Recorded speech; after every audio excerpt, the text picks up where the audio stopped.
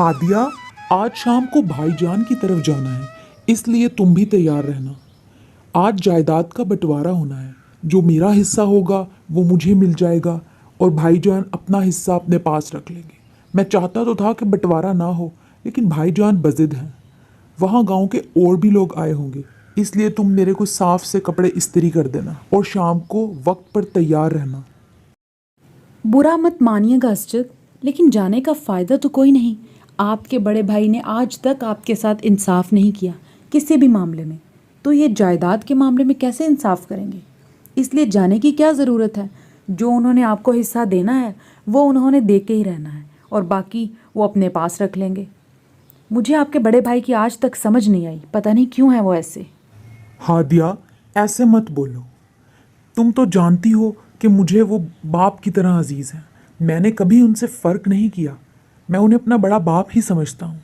वो जो भी हिस्सा देंगे मुझे मंजूर है, नहीं भी देंगे तो भी मंजूर है। तुम तो जानती हो मुझे इस रुपए पैसे से कोई सरोकार नहीं। बस मैं चाहता हूँ मेरा भाई मुझसे जुड़ा रहे।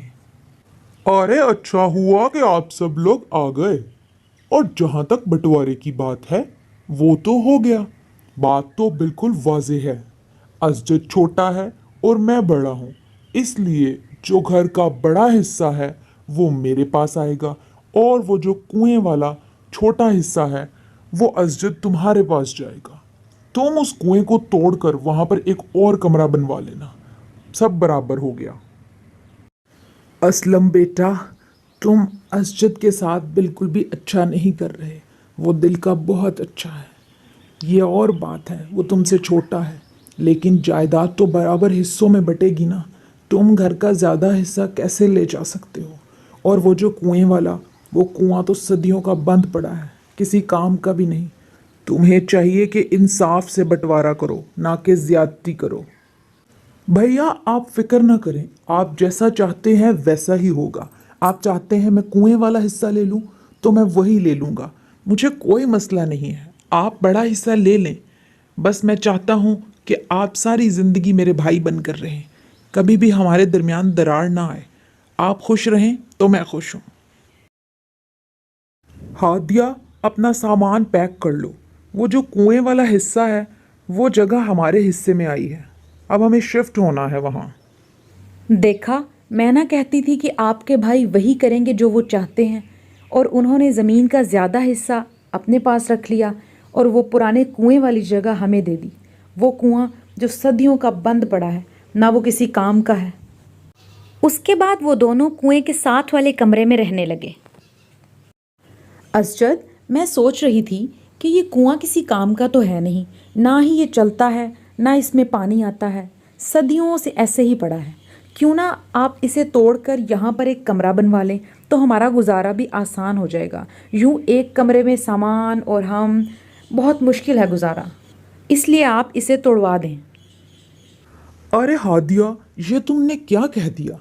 तुम तो जानती हो कि ये हमारे दादा परदादा की निशानी है। ये कुआं आज तक किसी ने यहाँ से हिलने नहीं दिया, तो मैं कौन होता हूँ जो इसे तोड़ूं? हम गुजारा कर लेंगे, तुम फिक्र मत करो। अरे बाबा जी, आप यहाँ पर ऐसे क्यों बैठे हैं?